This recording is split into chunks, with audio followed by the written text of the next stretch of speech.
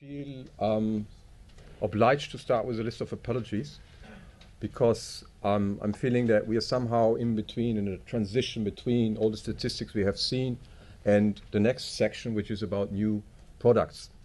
But we were still very excited when we were asked to be part of this event. And the idea was that we, and I in particular, show you a little bit about the journey Nespresso went through as a company which is probably known to most of you. And also to look into our specific concern, which is the sustainability supply or the sustainable supply of highest quality coffee, which is probably slightly different. So it might be also a bit provocative for you because you have to look at coffee supply demand more on a macroeconomic level, but we from Nespresso, looking at specific specialty coffees, have a different angle. But anyhow, I believe some of the thinkings we went through might also help to stimulate a little bit discussion, and I hope it's not provoking you too much. So I'd like to split my presentation into three sections. So the pioneering innovation. So it's a lot about generating new markets and also generating new ideas of coffee consumption, where I'm going to talk to. But it's also about the consumer and really shaping the appreciation of consumption. And then what is very important to us, it's the growers. How we can create shared value with the growers. And I have to disagree to some of the comments made earlier about quality is not rewarded. I would very much believe that in our particular case, we have a very strong interest in quality coming from the coffee growers, and we are more than happy and ready to reward that. So talking about pioneering innovation, many of you will know Nespresso, know our machines, the brand, and our iconic aluminum capsules. Most of you might not have seen this machine. This is what we launched earlier last month, which is now a new breakthrough innovation, the biggest innovation we had since 27 years, which is now a machine which is bridging both worlds, the espresso world and the long cup. So this has been launched in the United States, and the reason why I'm showing you that is that all what we're doing is about continuous improvement and innovation. It's about not standing still, being restless and striving for new, better ways to create customer value and to offer exciting ways of consuming the product we all love, which is coffee. So, as I'm always talking about the shift from one side to the other, this is about change, and these are the changes we have been through and we have looked at. And I have to apologize again, I'm only having two charts with figures, because the head of coffee at Nespresso reports into marketing. So we're not really too much into the statistics, we're rather into the story and the appealing consumer proposition. But at the very heart of our journey, there's been a desire to rethink the very way we as an industry view our material. Because we are very much into the language of weight, volume, sacks, bags, fanegas, quintales, pounds, kilos, tons, shipments, consignments, which is very technical, and we talk about prices too. But we believe we give too little appreciation to the importance of the product and high quality. So we guys would like to talk about specialty coffee, we like to talk about AA, about Supremo, about terroir, about different cultivars. This is what we are excited about because we believe this is really the area where we can create value. So it's more about think about the in-cup quality. So that's what at the end the consumer is looking at. He's not consuming the coffee by the pound or by the liter. They buy a moment of indulgence. A mission we have always is to deliver this in-cup quality and in-cup experience. The focus has been twofold: surprise the consumer with outstanding taste experience and to ensure consistency in the cup results. This starts with the raw material, and that's why obviously working with coffee farmers is so important and relevant.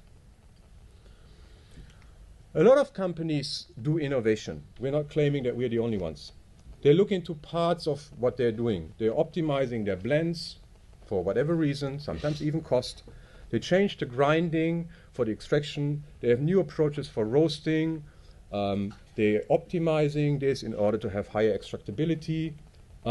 Even some technologies like steam treatment are used to improve certain qualities of coffee. Or they just change the packaging format. Now, this is not necessarily spotting opportunities for real innovations. The company I'm working for, Nestle, is somewhat different. They invented 75 years ago soluble coffee production. And 25 years ago, a little more than that, they pioneered the portion espresso coffee. And now, as I said, only 2 weeks ago, we came up with a new breakthrough innovation. So this is about dramatically reshaping the sector through breakthrough innovation, which has led to creation of a new category. We've heard earlier from Judith that young consumers consume less coffee. So we need to find ways of attracting them and giving them new ways of consuming coffee, which is through quality, convenience, and other aspects. Now, there's a say which says imitation is the finest form of flattery. And boy, we have been flattered quite a lot recently at Nespresso. So there has been an inflation in number of other systems, but also even compatible capsules, which are coming from all over the place now. But this is great because it's really showing that we are on the right track. Now, this is one of the 2 charts I'm showing, and this is just a Nielsen figure, and there are many other charts going into this direction. And this is more to illustrate the value creation which comes from the portion coffee segment. You see on your left side, you see the total consumption in cups versus the value it's created. And you see it's certainly outperforming if you look at the ratio of 6% versus 20% for the portion coffee. So that's where we are believing we need to further develop in. And this doesn't go without the consumer. So one and the second aspect of the presentation is about looking into the shaping of consumer appreciation.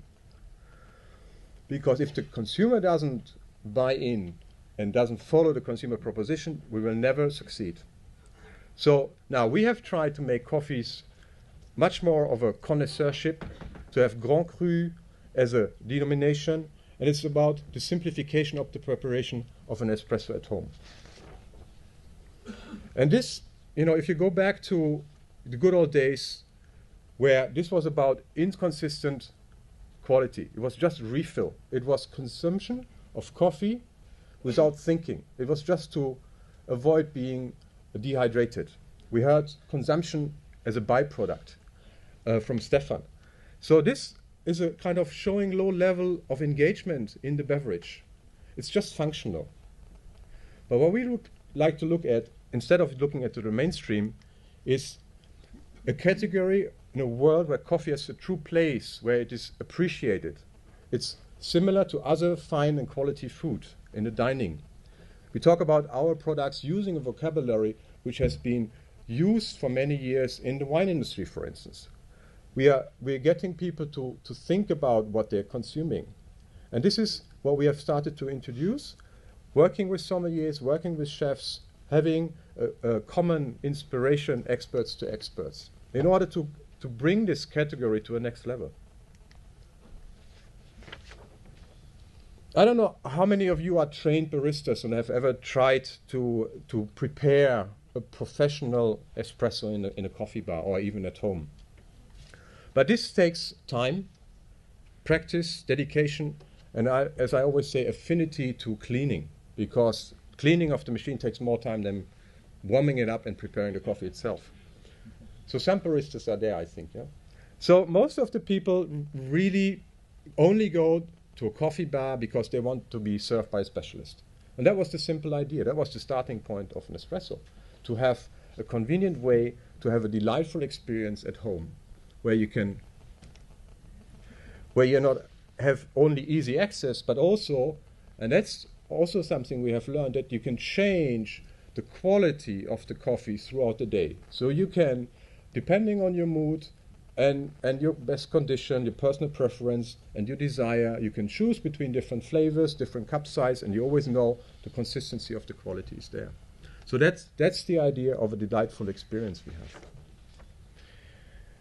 Now, this has resulted into a phenomenal consumer following. So not only that people are making jewelry now out of used capsules and post pictures of that on Facebook and other social media, they even went so far in interacting with us. So really requesting us to relaunch coffees, limited editions we have had in the market. So they're forming together a lobbying group and interacting with us, which is a great learning also just for having the social media. Now, let me come to the area which is probably also the closest to most of you, which is about the creation of shared value. That's what we like to call it. So this is about really the importance of sustainability as key part of our commitment to quality. This is part of the overall strategy of our mother company, of Nestle. It has been something which has been recognized by someone like Michael Porter in the Harvard Business Review.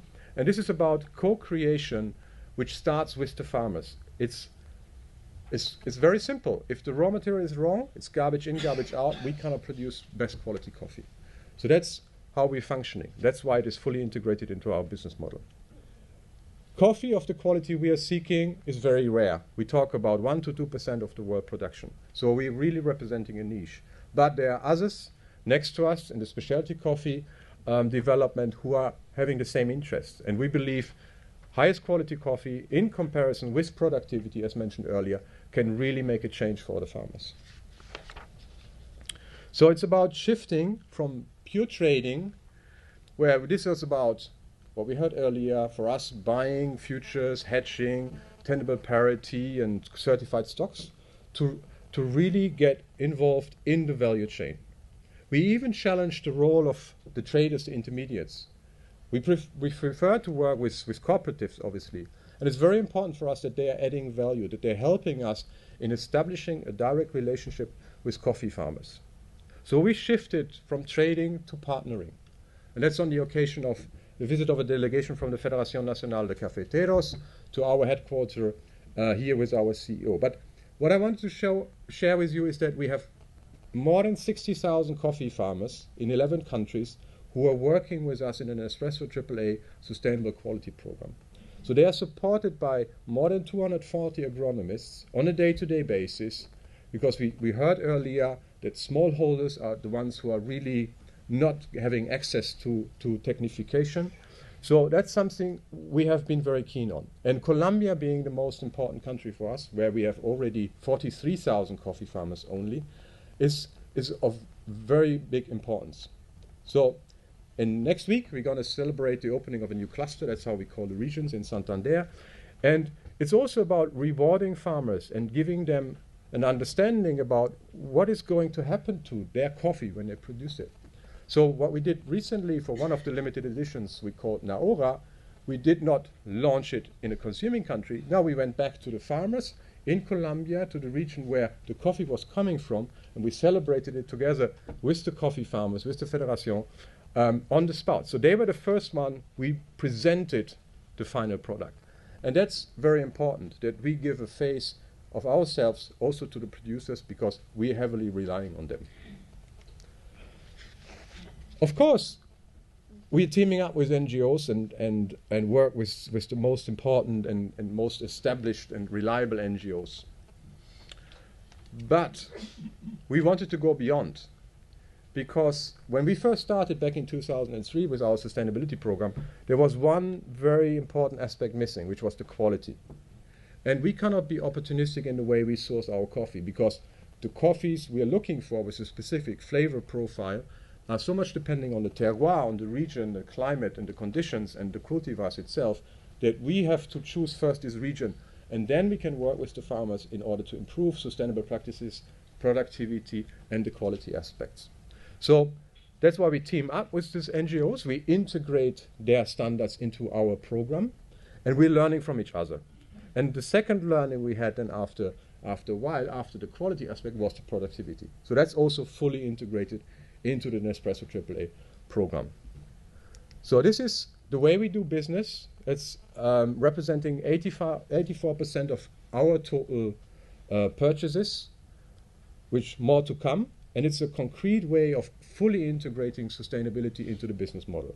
It's nothing we need to think about, because we're relying on this program in order to source our coffee. And there are some very interesting outputs. I mean, we heard about Central America, about leaf rust, for instance. We have the proof that farms participating in this program who have applied systematically best agricultural practices have much less of an issue with leaf rust, because they continuously work on their farms, they apply best practice, they know exactly how to respond to any kind of first occurrence. So it also gives them more robustness in the way they can produce the coffee. And here's one concrete output coming again from Colombia, where Kresse did the research based on the COSA methodology. And they looked into 1,200 coffee farms in the AAA program versus a control group of around 600 coffee farms coming from the 5 different regions we have. And it shows here that the non-AAA farms had, on an index basis, 41% less of a performance, and on a social, 22.6% less of a performance. Environmental, I don't have here on this chart, is even 52% difference. So in the conclusion, and let me read that out to you, Kresse says, AAA farms exhibit higher levels of performance in social, economic, and environmental indexes. Extra level of technical support provided as part of the AAA program are producing technological and economic differences between AAA and conventional farmers. Despite unfavorable conditions of the coffee sector, AAA farmers have higher levels of productivity and are benefiting from higher net income compared to non-AAA farmers. Small farmers are key beneficiaries of the program. And that's why we are proud of, that over the time, over the years, we're doing this, we lead to a change and help the farmers to continue in coffee, which is, again, something we rely on at Nespresso. So it's about a long-term relationship we have built, which is built on trust and common understanding. So if I have to summarize my presentation, you realize I'm much faster than the previous speakers, because we are kind of pressured of time to have some time for question and answers. The Nespresso effect is really about shift. It's about change. It's about transformation. It's about innovation. It's about new thinking. And that's what I wanted to provoke a little bit. So we want to move away from coffee as a pure commodity. And if you ask me whether we believe in the volatility as a helping factor in our undertaking, or if this is giving a long-term assurance to coffee farmers, I'm sure you know the answer. So if I would have to play back, and that's what I said in the opening, that now the ICO will work on certain topics. Would I play back one question, or if I can ask one favor, is really, how can we find better ways to ensure that the value created by coffee farmers is not destroyed or misvalued through volatility or speculation? That is our biggest concern. We really want to work with the coffee farmers. We want them to benefit from their hard work, and we want to make sure that they get their reward, which is very important.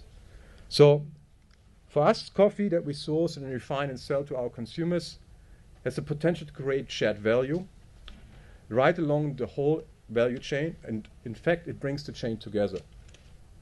It's about creating a shared value chain, and it's connecting consumers and farmers. It's appreciated by consumers. They want to know where the coffee is coming from. They like to see the faces behind, and also it's creating value for the coffee farmers. So I would change a little bit the claim from the previous presentation. The world needs more highest quality coffee. And that is what I wanted to share with you. Thank you.